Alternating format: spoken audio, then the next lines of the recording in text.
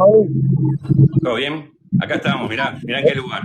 Y mirá con quién. Juan Raúl Ferreira, bienvenido a este rinconcito de la red, este rincón de militancia, este rinconcito frente amplista, que es tu casa a partir del día de hoy, Juan Raúl. Bueno, muchísimas gracias, un gran gusto estar con ustedes. Ya han levantado algunas cosas mías y yo le comentaba acá al compañero que es impresionante la cantidad de gente que me para por la calle porque las ha visto, etcétera. Y bueno, acá mi pequeño lugar de trabajo en mi casa es un baúl de recuerdos también, porque está desde la banderita que llegó del almacén del Toba. Esa banderita tiene su historia. ¿Por qué no arrancamos por ahí? Esa Bárbaro. banderita tiene su historia.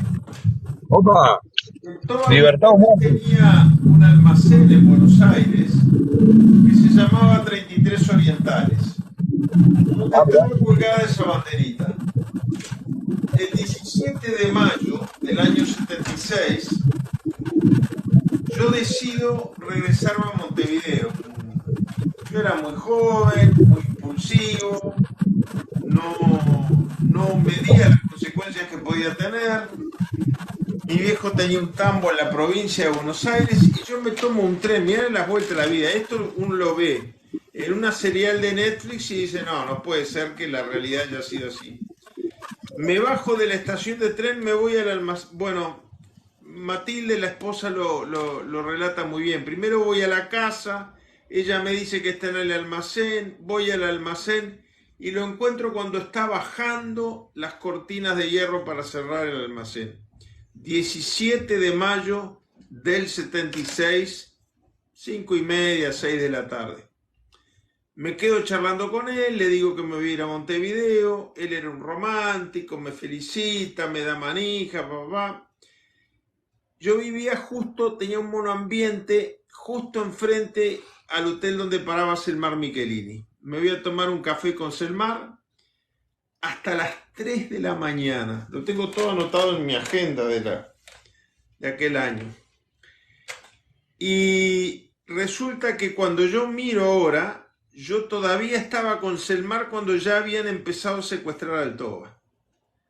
Bueno, cruzo a casa, a las 6 de la mañana el hijo del Toba me dice que se llevaron al padre, cruzamos para avisarle a Selmar, ya se lo habían llevado y empiezan 4 o 5 días de una búsqueda muy, muy triste. El 20 de mayo aparecen muertos, el 21 nos enteramos, el 22 los entregan sus restos y cuando los restos del Toba llegan a su casa pasan dos cosas increíbles. Mirá por dónde arrancó la conversación. Un sacerdote muy joven dice, le sale del alma y dice, ¡qué bestias! Y mi padre lo toma del brazo y le dice, no ofenda a las bestias, padre, que matan solo para comer. Eso quedó en el recuerdo familiar. Años después yo soy embajador en Argentina, muchos años después, mi viejo ya ha muerto. Voy a conocer al recientemente ascendido cardenal Quarrachino, hoy el Papa Francisco. Y cuando le extiendo la mano me la toma y me dice, no ofenda a las bestias, padre, que matan solo para comer. Era él. Y ahí nació la amistad que hasta el día de hoy tengo con Francisco. Ese fue un episodio. Inmediatamente después notamos que el empleado del almacén del Toba no estaba en el velatorio. Y nos preocupamos porque se vivían tiempos difíciles. Y pocos minutos después llega con esa banderita y se la regala a mi padre. Había ido hasta el almacén, había subido por la claraboya, había rescatado la banderita porque ya habían paramilitares en la puerta del mismo y había escrito con una crayola, podrán matar al Toba, pero con la banderita no se queda. Ese es el pedazo de historia que tengo colgado ahí en esta pared. Qué imponente la... Raúl, la verdad que es un símbolo de resistencia lo que tenés en la pared. Es un símbolo de resistencia y de rebeldía. Hay que conservar esa banderita como un trofeo valioso de lo que es la memoria de nuestros compañeros que dieron la vida en aquel momento, ¿verdad? Juan Raúl, Exactamente. ¿cómo podés relatarnos vos aquel discurso épico de Wilson en el Parlamento la noche del golpe y los momentos posteriores a ese discurso? ¿Cómo podés contarnos? ¿Cómo podemos reconstruir eso en la memoria? Sí, quizás incluso algunos momentos anteriores, porque ya el fin de semana anterior, el Uruguay era un país mucho más movilizado. Hoy, incluso gracias a métodos tecnológicos como este, la gente puede participar en forma no presencial. Antes la única participación era la presencial. Entonces las movilizaciones populares no eran solo en tiempos electorales. Nosotros el fin de semana antes del golpe, faltaba mucho para las elecciones, habíamos estado de gira por Maldonado y el domingo de noche hubo un acto en la Plaza San Fernando, el domingo 24 de junio del 73. Y llegan la gente de la Juventud Uruguaya de pie, un grupo de extrema derecha, y empiezan a arrojar piedras. Estaba la plaza repleta de gente. Y yo, no de valiente, sino de irresponsable, tenía 19 años, voy a enfrentarlos y veo que viene una columna policial. Y me dio cierta tranquilidad, porque uno asocia la policía con cuidado, con protección. Pero venían a meterme preso a mí. Marché preso. Y siento que desde el estrado mi viejo dice, se llevan preso a mi hijo. Y me vino cierta tranquilidad. Y mi viejo agrega, mejor, así se va acostumbrando. Yo pensé, con amigos así, ¿para qué tener enemigos? Bueno, lo cierto es que ya el domingo llegamos muy tarde a casa, sobre la madrugada, y había una nota de un militar, el capitán Bernardo Rafael Piñeirúa, un militar demócrata comprometido con las instituciones, pidiendo para reunirse con mi padre muy temprano de madrugada. Primero mi viejo me manda yo para medir la urgencia y él me adelanta que el golpe de Estado se venía. Pero aún aquellos que creían que era inminente no se daban cuenta cuán pronto iba a ser, porque coordina una reunión para el jueves y el golpe de Estado fue en la madrugada del martes. El lunes fue un día de mucha actividad.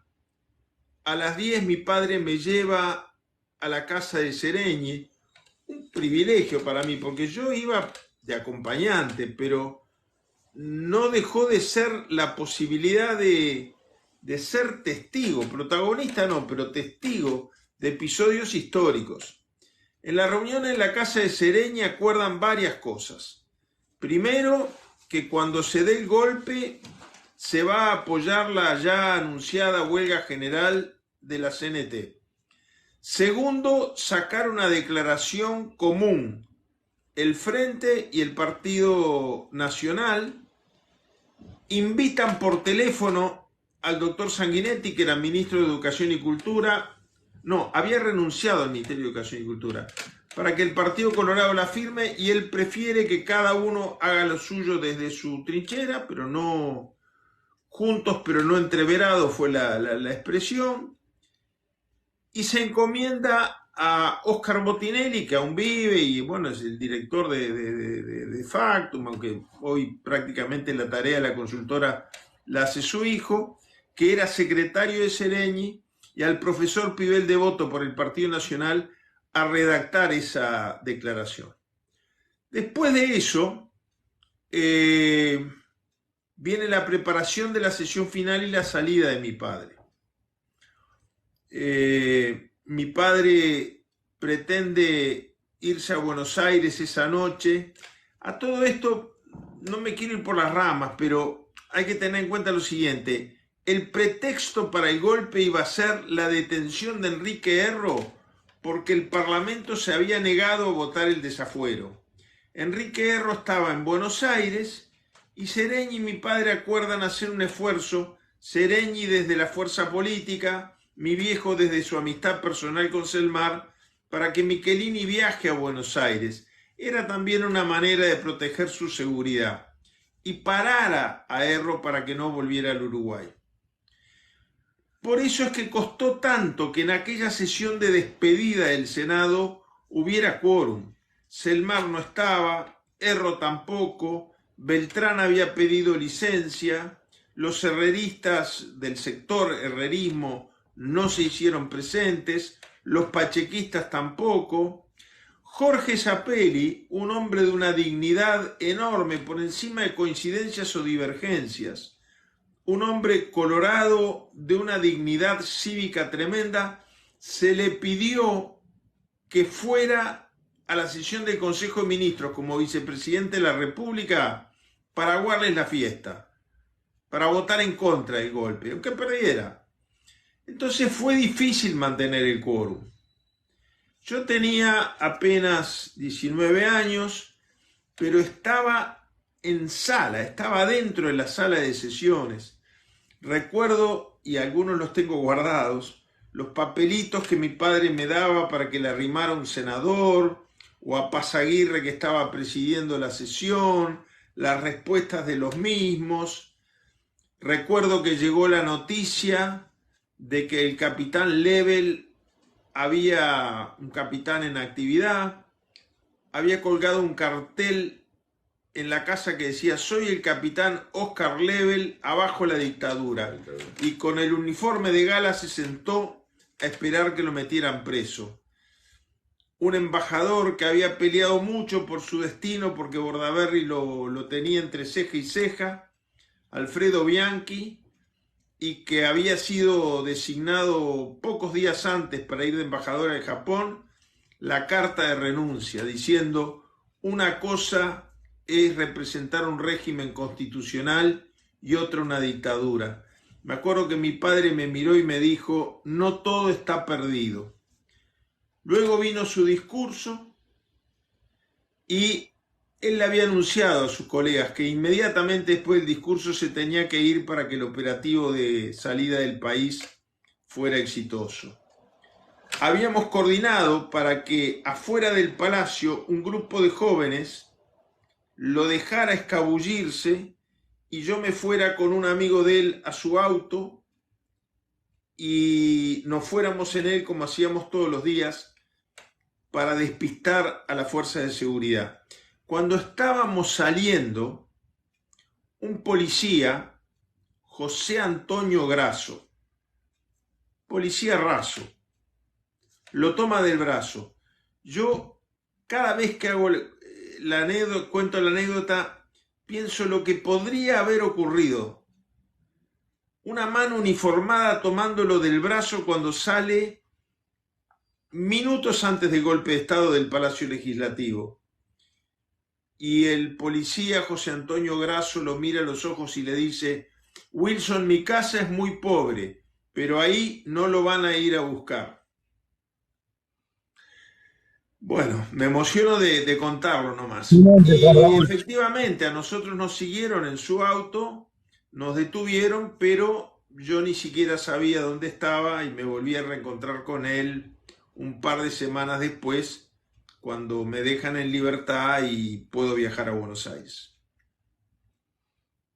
Qué historia, Juan Raúl, la de Grasso, ¿no? Yo le contaba a Pablo hoy esa anécdota, charlando por teléfono, y yo pensé que era un mito. Ahora con esto vos nos confirmás que ese episodio de Grasso, el policía raso que ayuda a Wilson, es totalmente verídico. Totalmente verídico. Él falleció hace unos 5 años más o menos. Yo incluso después de muerto mi viejo lo seguí viendo. Nos costó mucho encontrarlo porque ya no figuraba en los cuadros policiales, pero mi viejo hizo un esfuerzo muy grande cuando volvimos del exilio por encontrarlo, para que la propia institución policial le hiciera el homenaje que se había ganado por su valor cívico, por su dignidad. Nosotros no teníamos una relación con él anterior. Era el policía que estaba parado en la puerta del palacio. Buen día, hasta luego, hasta luego. Ni siquiera sabíamos su nombre. No, es absolutamente cierta la anécdota. Pero hoy, antes de yo venir para tu casa, hablábamos por teléfono con Gustavo, diciendo que eso siempre se trató como mito. Claro. ¿no? Y hoy, contigo, bueno, más que verificado, ¿no? La otra ah, intriga que muchas veces tenemos es que cómo tu viejo estando en Buenos Aires, también tenemos el cuento de que se cruza con los Falcon porque le avisan cuando está en la quinta. Sí, porque yo en realidad el 17 de mayo estaba en la Quinta o Tambo, en la provincia de Buenos Aires con él. Me tomo el tren y me voy a Buenos Aires. Pero las comunicaciones no son las de hoy. Una persona que había llegado esa noche a Buenos Aires se ofrece a ir a avisarle y tenía todo el derecho del mundo de que lo venciera el miedo y no ir, pero avisando. Yo me reservo el nombre, pero no nos dijo nada que no había ido. Y a mitad de la mañana yo estaba en la casa de el Toba Gutiérrez Ruiz, venía del hotel donde vivía Selmar. Ese recorrido lo hice 500 veces esos 4 o 5 días que siguieron. Y de repente veo entrar a esta persona y le digo, ¿pero trajiste al viejo? Dice, no, yo tengo que volver a Montevideo. Y entonces Enrique Schwengel, la misma persona que rescata cuando aparecen muertos la banderita, junto con esta familia de Tacuarembó, Pintos di Lorenzo, bueno, perdónenme, pero quiero acordarme porque gente que se jugó mucho. Se fueron hasta la Panchita, hasta el Tambo para avisarle a mi viejo. Cuando salen, se cruzan en la carretera con una caravana de Falcon blancos que precedía una línea de helicópteros. Y después a mi madre, que se quedó en Buenos Aires y luego en Montevideo unos días más antes de juntarse Tito Suárez de Lima, no me quería olvidar de nombrarlo, el Tito Suárez de Lima.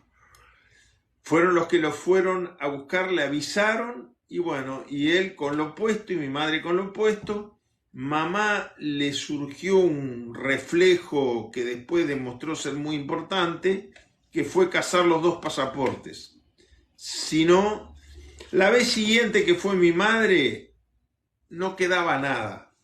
Se habían llevado todo. Se habían llevado hasta la instalación eléctrica. Habían desenredado los cables de la instalación eléctrica. El Tambo quedó hecho una tapera. Y mi madre había logrado de todo aquello rescatar lo que en ese momento era más importante, que eran los pasaportes. Así que, Juan Raúl, en Buenos Aires sí. había 3 uruguayos, de los cuales a ese periodo histórico sobrevivió uno que fue Wilson. Perdimos 2 con Boba y Selmar. ¿Cómo se vivió eso por allá, por Buenos Aires, Juan Raúl? Bueno, la verdad es que yo no recuerdo haber visto a mi padre en ese estado de tristeza y de angustia durante todos los años que llevó la lucha contra la dictadura. Mi hijo, que no lo conoció a mi padre, a quien fui a escucharle una charla sobre el futuro del pasado reciente, anoche, en una ONG de jóvenes. Y recordaba la carta que mi padre le escribe a Videla. En realidad, esa carta es escrita cuando ya estamos bajo el amparo de la Embajada de Austria. Varios días después, nos costó mucho conseguir asilo político. Pero mi padre dice, dentro de pocas horas solicitaré asilo político para no comprometer a la embajada. Esa carta a Videla, donde él detalla cómo se fueron dando los acontecimientos minuto a minuto,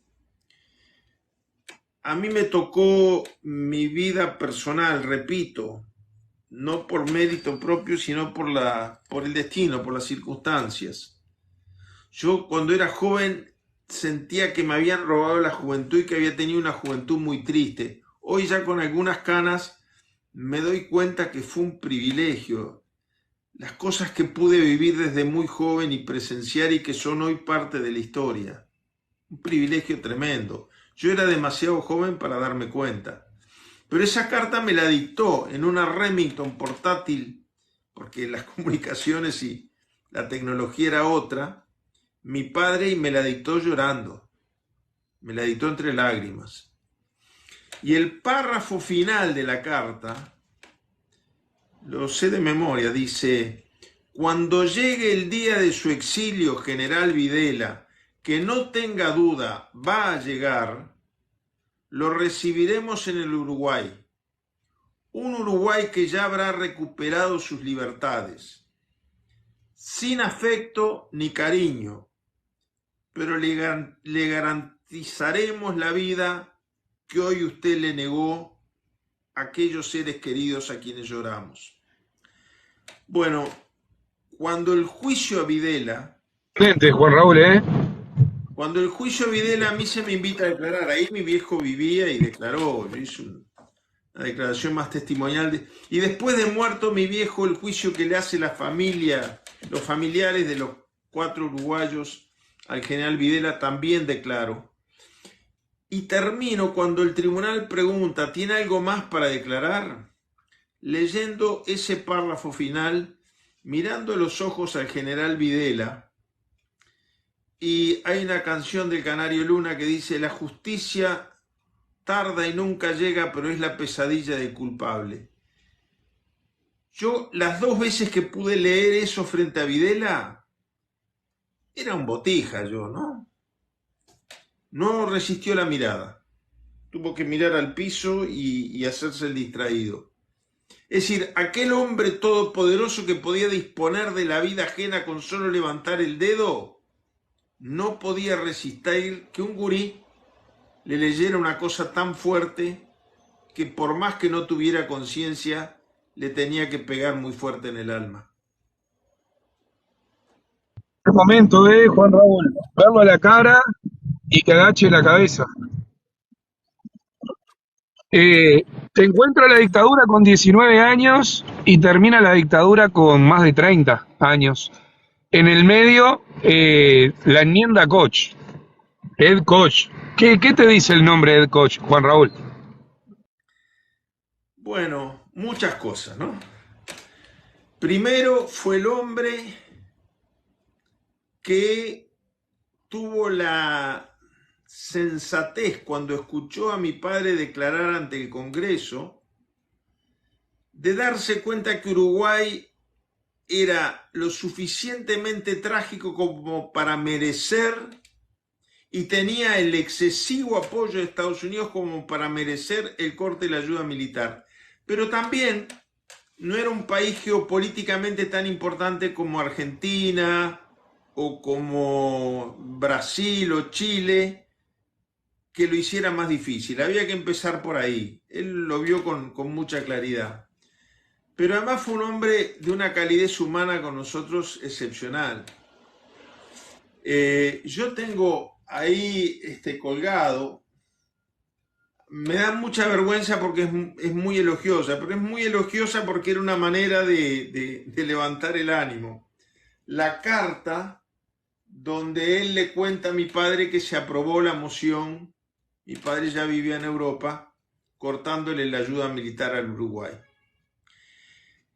Hace poco, hará 48 horas, en ese sillón de ahí enfrente estuvo sentado un expreso político que fue preso en la época del terrorismo de Estado, pero formalmente bajo democracia, antes del golpe, y fue liberado cuando la enmienda Koch, porque les dijeron en el penal de Libertad, él ya había sido torturado, había estado en cuarteles,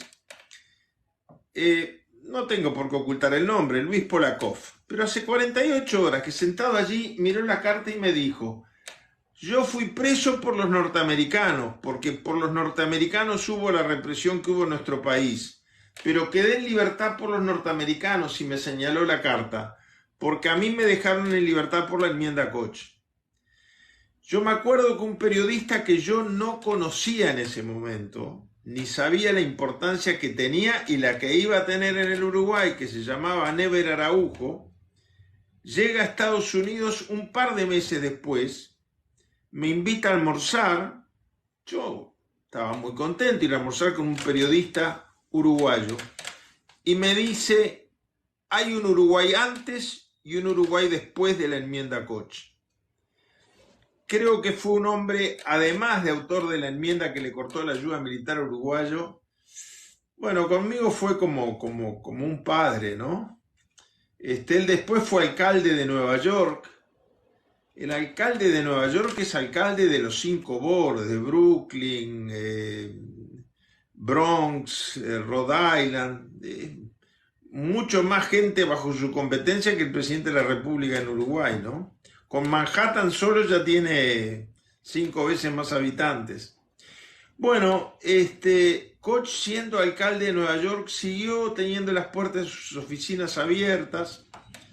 Yo sigo muy en contacto con el que era su jefe de asesores en política exterior, el doctor Charles Flynn, mayor que yo, pero un hombre muy joven para la responsabilidad que le había dado Koch, y sigo en contacto con él. Está escribiendo un libro justamente contando hasta la sorpresa que generó en los propios funcionarios que trabajaban con él, que presentaron enmienda para cortarle la ayuda militar al Uruguay. No, Juan Raúl, tremendo. Se desarrolla la dictadura, viene el plebiscito del 80, ¿y dónde los encuentra a la familia Ferreira Aldunate? Bueno, ya en el 80 el exilio uruguayo estaba bastante organizado y bastante activo. En abril se había fundado la Convergencia Democrática y el plebiscito del 80 es el inicio del conteo regresivo, que es seguido por el resultado de las elecciones internas de 1982 y el punto de quiebre fundamental que marcan en 1983 la marcha de los estudiantes, el 1 de mayo y el Río de Libertad con el que termina el año. Pero durante todos esos años nosotros no paramos de recorrer el mundo generando instancias de solidaridad increíbles. Algunas a mí me sorprenden, entonces las tengo acá en mi cajita de recuerdos, que es mi escritorio. Por allí hay una foto, si querés me la arrimás y la ponemos aquí delante de la cámara, con Lula, allí contra la puerta, ahí. Yo conocí a Lula y estuve presente y me quedé en su casa, no pasa nada. Cuando cumplía 35, cuando Lula cumplía 35 años. Es increíble porque si no les digo que Lula, capaz que alguno no cree. Y el otro muchachito que está atrás soy yo. Bueno, y así conocimos gente. Recién contaba cómo conocimos al actual Papa. Willy Brandt, el primer ministro alemán y presidente de la Internacional Socialista, fue un hombre de una solidaridad increíble. El senador Edward Kennedy, con el senador Edward Kennedy, la relación era tan atípica que mis propios amigos americanos no podían creer. Prueba de ello, que cuando mi padre en el año 88 se enferma de cáncer, Kennedy viaja desde Estados Unidos, está 4 horas en Montevideo nada más, y se regresa a Estados Unidos. Simplemente quería tomar un café con su amigo, porque sabía que se iba a morir. Bueno, entonces los recuerdos son muchos, son muy intensos, son muy fuertes. Gente de primer nivel de la política internacional se allanaba a... Yo de vez en cuando coloco en lo que se llamaba Twitter en su momento, cada cumpleaños suyo lo cuelgo, una foto con Mick Jagger. Ese día se recalientan los celulares, ¿no? Bueno, Mick Jagger, ¿cómo lo conozco yo? Y Mick Jagger lo conozco porque él era casado con una nicaragüense. Bianca Jagger, que era muy amiga además del Frente Sandinista antes del triunfo militar del 79, pero cuando desaparece en el Uruguay Miguel Ángel Estrella y empezamos a buscar músicos afamados alrededor del mundo que firmen una solicitud por el esclarecimiento del hecho, y bueno, sale a la cancha Mick Jagger. Yo me acuerdo que Alberto Grille, el actual director de Caras y Caretas, me llama por teléfono desde Quito y me dice: vos que podés ir a Londres porque está tu padre, conseguí la firma de Mick Jagger. ¿Estás loco? Le digo, yo no puedo. Bueno, Mick Jagger abrió las puertas de su casa, nos hicimos amigos. De hecho, cuando yo fui embajador en Argentina, él le contó la historia al embajador británico y ahí nos volvimos a encontrar y también tenemos algunas fotos de aquella ocasión. Fue una epopeya de lucha por la libertad que generó una solidaridad impresionante alrededor del mundo. Y nosotros vivíamos pendientes de que llegara la noticia que caía la dictadura todas las noches durante los 10 años fue una noche larga, pero donde nunca dejamos opacar la esperanza. Y cuando... Tremendo. Después del regreso a Uruguay, bueno, cuando lo están esperando a Wilson en el puerto, ¿qué sensaciones tuvieron ustedes como familia tener que vivir una elección, la primera elección democrática post-dictadura, sin que Wilson fuera el candidato que todo el mundo pensaba? Sí, más que el hecho de que él no fuera candidato, creo que lo más doloroso es que hubiera proscripciones sobre candidatos. Zelenyi también estaba proscrito. Y una cosa era que Wilson no fuera candidato porque considerara que había que renovar o lo que fuera, y otra cosa es que estuviera prohibido. No era la salida que nosotros esperábamos, pero fue la que el Uruguay se dio. Y lo que Wilson sí tuvo muy claro es que, logrado el inicio del retorno a la democracia y la transición con un gobierno electo, por más que hubiera proscritos, había que echar todo arriba del asador, apoyar la transición democrática y sobre todo apostar a aquello que era ya como una razón de ser de la vida, ¿no? Porque uno lo va incorporando al gen, que era la libertad de todos los presos políticos. Yo el día de que quedaron en libertad todos los presos bueno, valga la redundancia, que estaban en libertad y en otros penales, la conferencia en conventuales, no recuerdo otro momento que me haya conmovido más fuerte. Mi padre seguía preso.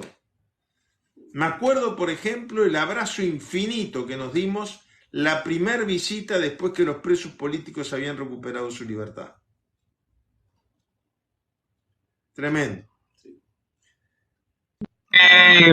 Se da la transición democrática. La tarde del regreso de Wilson al Uruguay fue una tarde que yo creo que quedó grabada en lo que es nuestra seña de identidad como nación. Nos marcó como nación porque ahí no había partidos políticos, estaba volviendo uno de los líderes cívicos de nuestro país, un emblema de la lucha contra la dictadura, y se ven claramente en el puerto muchísimas banderas nacionalistas, muchas banderas frente amplistas y banderas coloradas inclusive, que en aquel momento era muy difícil de ver. Se lo recibe a Wilson por parte de un ejército en decadencia, una dictadura decadente. A mí me gustaría que nos contaras cómo fue ese retorno de Wilson a Uruguay. Sí, yo creo que hay un episodio muy fuerte que a mí me sorprendió en el momento que ocurrió. Nosotros volvimos el 16 de junio del 84. Cuando el 1 de diciembre, después de las elecciones, mi viejo recupera la libertad, estuvimos conversando toda la noche y de repente sentimos unos golpes de martillo en la calle y eran militantes del Partido Nacional de entonces. Digo de entonces con todo respeto, pero reconociendo un hecho. no representaba el Partido Nacional lo que representa el Partido Nacional de hoy. Bueno, jóvenes del Partido Nacional de entonces habían hecho un cartel que estaban colgando y nosotros sentimos los martillazos que decían: silencio, el caudillo descansa. Y ahí mi viejo me miró a los ojos y me dijo: me voy a dormir porque terminó mi exilio. Es decir, para él el exilio terminó la primera noche en libertad. Pero formalmente el exilio terminó con el regreso del 16 de junio del 84.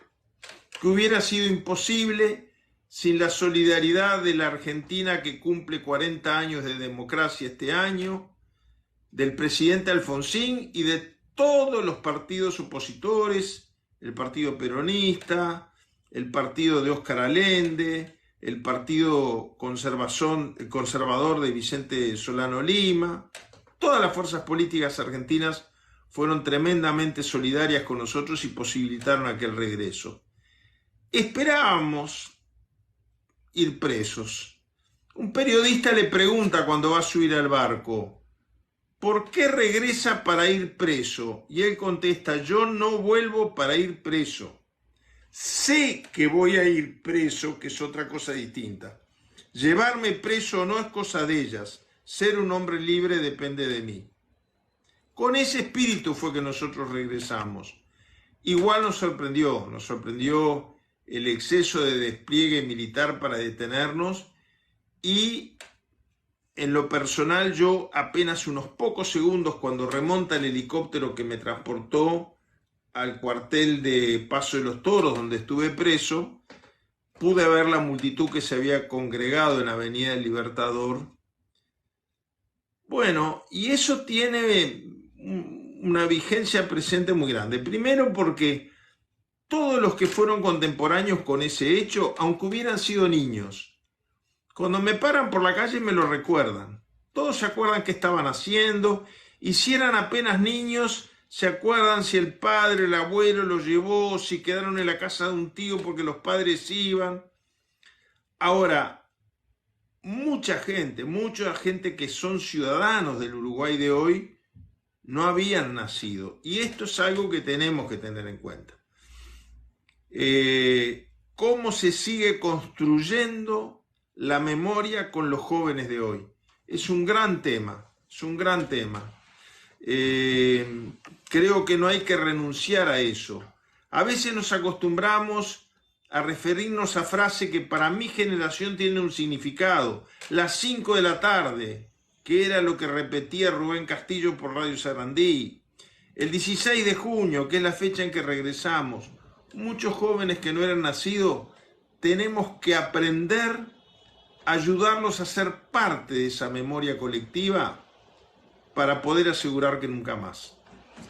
Juan Raúl, haciendo alusión a lo que tú decías del cartel que habían puesto frente a tu casa, ¿qué opinás de hoy, del wilsonismo de hoy, con la figura de tu padre, y que no, desde el punto de vista de los que hemos sido wilsonistas y que siempre tuvimos como figuras a personalidades como Wilson o Serengui, ¿qué te hace de referencia hoy que determinadas personas tomen a la foto de tu padre como emblema del wilsonismo, ¿no? Creo que es un sello de goma para identificar sectorialmente aspiraciones de representación parlamentaria. El wilsonismo era algo más que un programa de gobierno. Ya con el programa de gobierno no pasan el examen. El programa de gobierno del 71 y el del 84 hablaba de nacionalización de la banca y del comercio exterior, hablaba de reforma agraria. Pero hay algo que va más allá del programa, que es una manera de concebir la vida democrática. Ahora, para ser del Partido Nacional es menester condenar todas las acciones del aparato sindical, ¿no? Cuando la culpa no la tiene el Frente Amplio, la tienen... Bueno, ahora fracasó una denunciada de antemano licitación de ANCAP y el directorio dice que la culpa la tiene el sindicato. No es que el plan de inversión era malo, era que el sindicato ahuyentó a los inversores. Bueno, Wilson había acuñado aquella frase célebre de que un ladrillero blanco primero tenía que ser un buen ladrillero y luego un buen blanco. El que no quiere entender es porque no quiere, valga la redundancia. Entonces creo que hoy se aproximan las elecciones, tiene que haber una representación de tanto de tal sector, de tanto de tal extracción, de tanto de tal procedencia, y aparece el nombre de wilsonismo, cuando en realidad de las ideas de Wilson, de los discursos, de las cosas que dijo, de las cosas por las que se jugó, se ha echado un manto de olvido muy grande. Por la frase de Wilson de no se puede ser de los partidos tradicionales, cuando hoy nos está gobernando una coalición multicolor donde hay gente que aparentemente se dice wilsonista y vota a los partidos tradicionales, cuando Wilson fue muy claro en sus discursos de que no se podía hacer, o si era blanco o si era colorado, no se podía hacer ambas cosas. Nos quedó claro a todos. Juan Raúl, integrado en la vida política, Juan Raúl Ferreira, embajador en Argentina, bueno, se integra al Frente Amplio.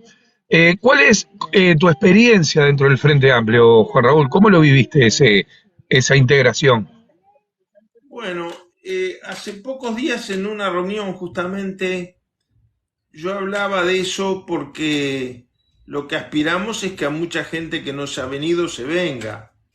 Y entonces yo recordaba a algunos compañeros una experiencia que yo viví en carne propia y que tenemos que hacer que muchos la puedan sentir en su propia experiencia. Yo después de una vida, porque yo empecé a ver, el primer comité del Partido Nacional que llevaba mi nombre y que pusieron a mi cargo fue en las elecciones de 1966. Yo tengo 70 años y empecé a militar con 13 como si tuviera 18. Todavía no votaba, pero tenía comité. Pero con una vida de formación blanca y de un hogar blanco y nieto de blancos. Yo llegué al Frente Amplio y ni un minuto me sentí un recién llegado. Nunca me hicieron sentir un recién llegado. Apenas llegué sentí que había encontrado mi lugar. Y creo que eso es lo que todos los frente amplistas tenemos que hacer hoy para aquellos que todavía no han dado el paso. Sí, coincido contigo, Juan Raúl, realmente es así. Y hablando de dar el paso, Pablo, creo que tenemos cola de compañeros. Vos le explicaste la dinámica a Juan Raúl, vamos a contarla. Sí, yo le Juan Raúl, este es un espacio de ser... quería, ya que lo tengo acá, recordar el momento que yo me encontré con tu viejo en el Bazar La Tentación. Estabas vos, tu mamá, y que nos fuimos caminando. Vos y tu mamá iban detrás nuestro y fuimos hasta el Sportman. Esa es la imagen que tengo de mi vida del contacto con Wilson, ¿no? Que estaba en el Sportman, estaba Barrán. O sea, son esas cosas que se te deben combinar una vez en la vida, ¿no? Sí, claro. Tener a José Pedro Barrán y a tu viejo en el mismo lugar. Gustavo, ¿subí a algún compañero nomás? Sí. ¿Cómo no? Vamos a pedir a los compañeros que la pregunta sea concreta y breve. Antes que nada, voy por el orden que me aparece acá en pantalla. El otro que te manda saludos. Nos presentamos de dónde venimos. El Polo que seguro a ver. Acá. Capaz que suba a saludarte. Sí, andaba ahí, pero ahora se me perdió. Sí. A ver. Acá estamos. Polito. Bueno, hola Juan Raúl. La verdad, me resulta muy difícil hablar después de todo lo que contaste y de haber vivido el 20 de mayo en el Hotel Liberty cuando le trancaste la pata a Fontaina, que yo te lo hice acordar. Claro, ¿cómo no me voy a acordar? Que te lo hice acordar cuando nos encontramos ahí en Boulevard Artigas. Sí. Es muy difícil todo lo que contás, y vos sabés que me acuerdo que un amigo que hoy está desaparecido en Argentina me dijo, ¿por qué no van a hablar con Monseñor Tortolo? Y a mí se me ocurrió plantearle la idea a unos amigos de Selmar, cuando ya estaba el Toba y Selmar desaparecidos, y me dijeron, no, ni se te ocurra hablar con Monseñor Tortolo porque te van a cortar la cabeza. Y después cuando vos recordás la carta, el final de la carta de tu viejo, yo la tengo muy presente, no me acordaba que la habías leído en las declaraciones a las juntas, donde Videla baja la cabeza, y me acuerdo de unas declaraciones de Videla que le dice a las autoridades eclesiásticas que lo fueron a ver, nosotros hicimos lo que ustedes nos enseñaron. Entonces, perdón, mono. Es muy importante lo que ustedes hicieron, muy importante. Fueron periodos muy difíciles y te digo, recordando un poco nuestro compromiso con ustedes, que lo estuve releyendo antes de subir acá para refrescar un poco la memoria, todos tenemos que tener muy claro cuál era la realidad del Uruguay antes del golpe de Estado, cómo se había deteriorado la situación económica, cómo, digamos, el gobierno constitucional había entregado la justicia civil a la justicia militar, por la cual Selmar posiblemente fue uno de los elementos más por los cuales fue secuestrado y asesinado, más allá de las denuncias que había hecho en 1972 contra las torturas y contra los atropellos de un ejército que llega al poder lleno de resentimiento, de odio y con mucha manija por parte de los Estados Unidos, que esto fue dicho por el general Christie en algún momento, le dijo, nosotros hay cosas que no podemos hacer porque la gente que nos apoya no están de acuerdo, o sea, refiriéndose, supongo, al embajador Siracusa de la embajada norteamericana o el anterior que lo precedía. De todos modos, te digo, quiero decir que leyendo mi compromiso con usted, digo, qué diferentes son las cosas ahora, más allá de que el mundo haya cambiado. Y no tengo mucho más para preguntarte, simplemente agradecerte que estés acá, agradecer que estés en el frente y ojalá... En la iglesia había de todo, ¿no? Porque nosotros Sí. estos días fuimos con los hijos de Selmar y el hijo mayor del Toba y mi madre a la nunciatura apostólica. El nuncio era Monseñor Piolagui. Hubo gente que juntó firmas en Argentina para que se beatificara a Monseñor Piolagui. Piolagui nos recibió con el pie en la puerta. No sé si tendría miedo que le pegáramos un empujón y lo invadiéramos. Y cuando mi madre termina de relatar todo lo que había sucedido, le dice, ¿y eran subversivos? Y dice, Monseñor, le acabo de decir quiénes eran, un prestigioso senador del Frente Amplio y el presidente de la Cámara de Diputados del Partido Nacional. Dijo, si no son subversivos no tienen nada que temer. Si son subversivos, olvídense porque no los van a encontrar. Eso nos dijo un obispo, el embajador del Vaticano, de Juan Pablo, no, era de la época de Pablo VI. Sí, también bueno, la Plaza de Mayo en el 53, 54 fue bombardeada con la anuencia de las autoridades eclesiásticas, lo cual no quiere decir que toda la iglesia sea igual. Exactamente. Exactamente. Pero yo no tengo más nada para preguntarte, la verdad que quiero dejarle el espacio a otro compañero, te mando un abrazo muy grande. Muy grande. Gracias compañero. Pablo, dice Marita que se cayó del vivo, a ver si la podés reintegrar. Bueno, Hasta pronto, Juan Raúl, hasta pronto, un abrazo.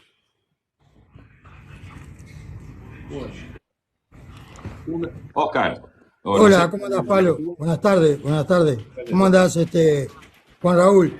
Nos conocimos en la sede de Uruguay Montevideo apoyando a Villar en una de las vueltas. No sé si te acordás. ¿Cómo no? Lo que te quería preguntar para ser rápido, para que puedan hablar todos los compañeros. ¿Por qué, por qué el sector wilsonista del Partido Nacional se quedó con el nombre se quedó con el nombre del sector y no lo trajiste tú, que representaba a tu papá? Está reglamentado por la ley de lemas que, contrariamente con lo que se dice, nunca fue derogada. Lo que fue derogado fue la ley de doble voto simultáneo. La ley de lemas, que establece una especie de propiedad intelectual sobre los símbolos partidarios, sigue vigente.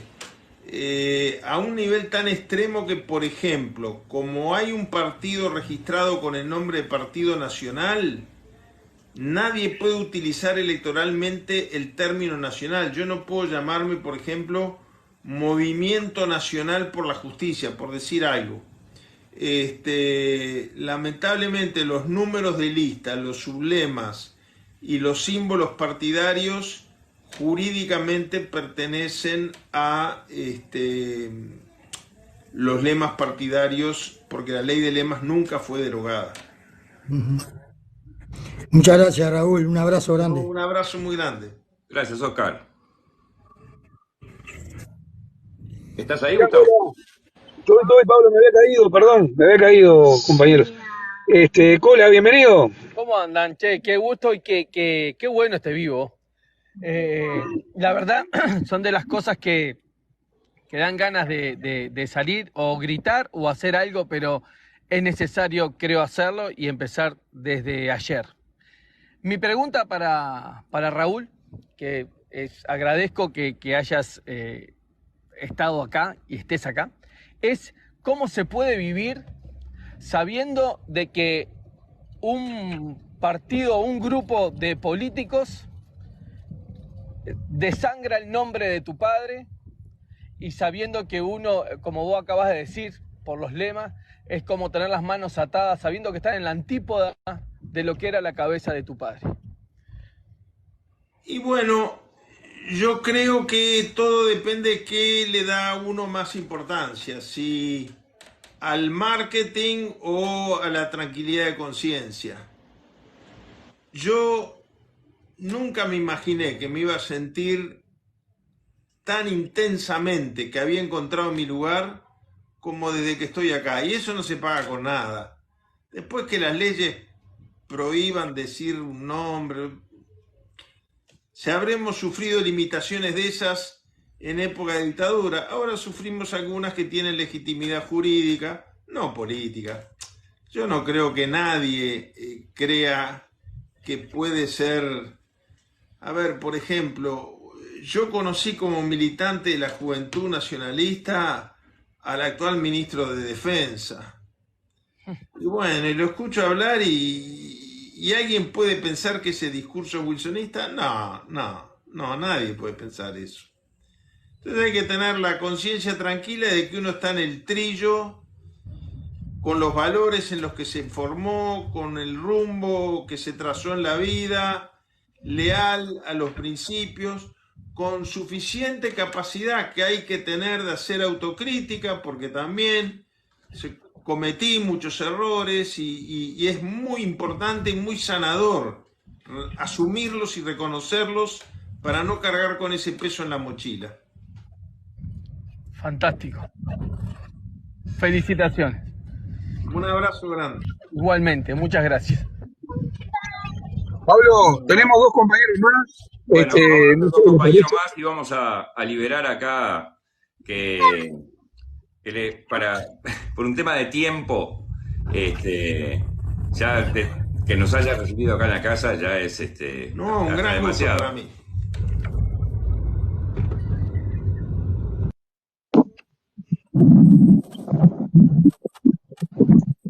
Buenas tardes.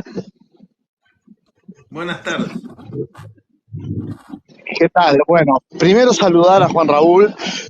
Más que preguntas, son pequeñas reflexiones y sé que vamos a darle pie a todos los compañeros. Un placer. Y veo que está subiendo gente un poco de nuestra generación, de la generación de Juan Raúl. Yo no tengo 70, tengo 60 y tantos, Pero bueno, yo cuando empecé a votar, empecé a militar con esa figura que era su padre, y que creo que fue el último gran caudillo de los orientales. Yo salí congresal en aquel momento habían unas especies de como hoy tiene el Frente Amplio, sus comités de base eran como unos comités, y tuve la oportunidad de militar con Wilson, inclusive en la curva de Maroñas.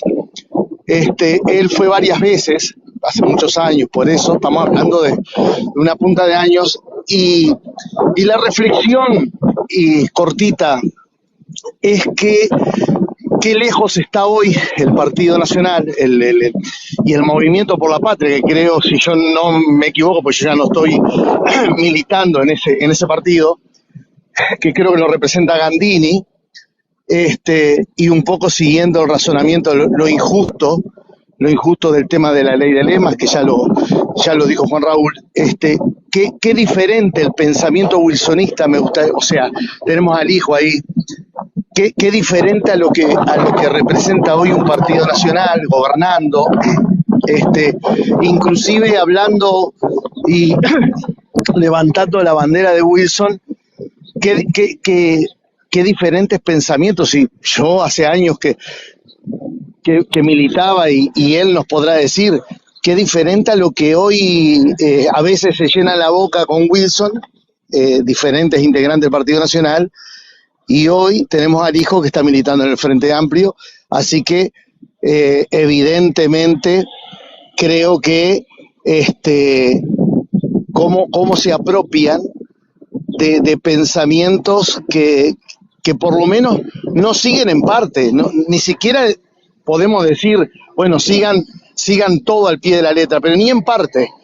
Un saludo grande para todos ustedes y un abrazo para esta plataforma que realmente me parece excepcional. Gracias, Bueno, un abrazo muy grande, y yo creo que acá lo importante es que cuando llega, esto me lo decía mi viejo siempre, no es mío, ¿no? Cuando llega la noche y se apaga la luz, uno sepa que puede dormir con la conciencia tranquila. Eso a veces trae satisfacciones morales muy grandes, a veces desilusiones, a veces esperanzas, a veces tropezones, pero no se paga con nada. No hay cargo, no hay sueldo, no hay nada que pague dormir tranquilo con la conciencia. Bueno, por acá tenemos otro compañero que va a subir. Gustavo, tiene problemas de conexión.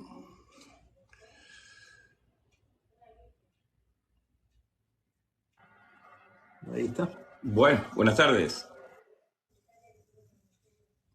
Buenas tardes. Bueno, Will, te miro y es como ver a tu padre. Yo cuando empecé tenía 20 años, en el 84, mi primer voto. Bueno, siempre fui muy wilsonista, a pesar que en mi casa eran muy pachequistas. Bueno, y es un poco más de las preguntas que te hicieron. ¿Qué se siente ver gente que se desgarra las vestiduras hablando de Wilson y no sigue sus ideas ni nada de lo que Wilson nos enseñó? Es un poco más de lo mismo que preguntaron otros compañeros. Yo cuando siento hablar a gente que está en el gobierno hoy, que hablan de Wilson, siento vergüenza ajena. Sí, yo creo que lo importante es que sintieran ellos vergüenza propia, ¿no? Pero no hay que darles tampoco demasiado protagonismo. Es muy claro esto, es muy...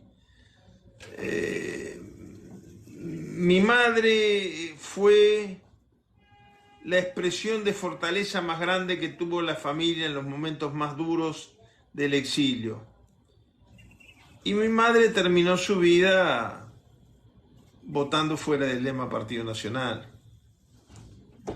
Y yo estoy seguro que lo hizo muy tranquila con su conciencia. Bueno, compañera, muchas gracias. Muchas Lourdes, gracias, Juan Raúl. Un Hola, abrazo fuerte. cerramos.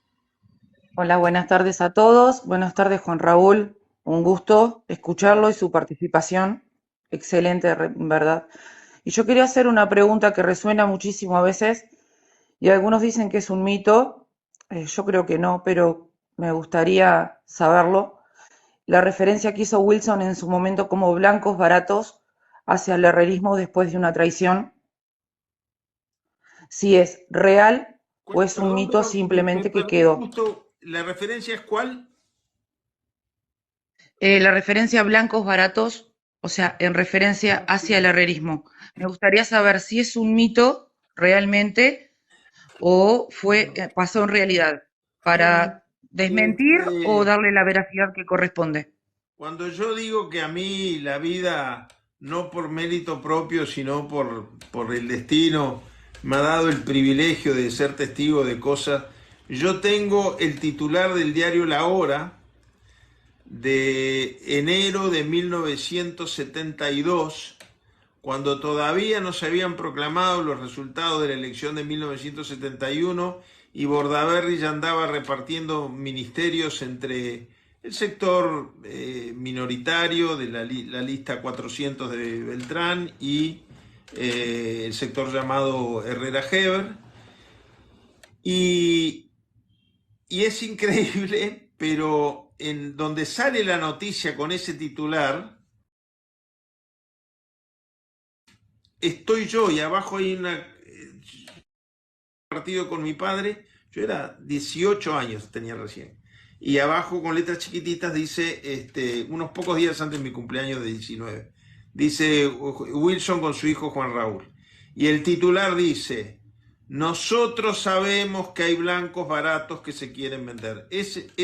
No es ningún mito, es la frase con la cual él pidió al directorio, cosa que el directorio hizo, que definiera que más allá de cualquier entendimiento o no se aceptaran cargos de repartija, no se le pusiera precio a los apoyos, ni se mucho menos vendiera posiciones inalienables a cargo de cambios en el Poder Ejecutivo. De hecho, recordemos que pocos días después se eligió a Héctor Gutiérrez Ruiz, presidente de la Cámara de Diputados, con los votos del Frente Amplio, del Movimiento por la Patria y del Movimiento Nacional de Rocha, con los votos en contra del Partido Colorado y del herrerismo. Excelente, Lu, muchas gracias y un gusto. Realmente, dale, y arriba Wilson. Máximo respeto y eterno respeto a Wilson. Saludos, Juan Raúl, y muchas gracias. Juan Raúl, muchísimas gracias por esto. Muchísimas gracias a todos A ver, ustedes. Realmente ha sido una experiencia formidable. A esa iba dirigida mi pregunta. ¿Cómo te sentiste con esto? Muy emocionado, muy conmovido. Es muy lindo poder compartir las cosas que la vida a uno le dio la oportunidad de vivir con gente que las quiere sentir como un compromiso. No tengo palabras para agradecer. Bueno, muchísimas gracias, compañeros. Muchas gracias.